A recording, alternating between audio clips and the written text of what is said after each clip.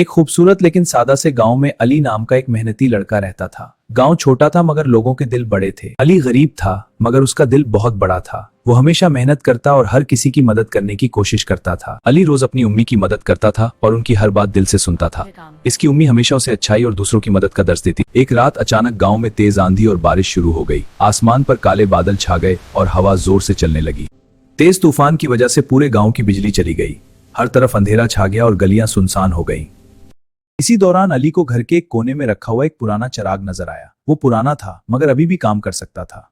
अली ने चिराग जलाया और फौरन ही कमरा नर्म और गर्म रोशनी से भर गया। अंधेरे में वो छोटी सी रोशनी उम्मीद की तरह लग रही थी। अली ने सोचा कि शायद ये रोशनी सिर्फ उसके घर के लिए नहीं बल्कि दूसरों के लिए भी है। इसलिए वो चिराग लेकर गांव की अंधेरी गली में निकल पड़ा। जब गांव वालों ने अली के हाथ में जलता हुआ चिराग देखा तो उन्होंने भी अपने घरों में चिराग और रोशनी से जगमगा उठी। जब गांव वालों ने अली के हाथ में जलता हुआ चिराग देखा तो उन्होंने भी अपने घरों में चिराग और मोमबत्तियां जला लें।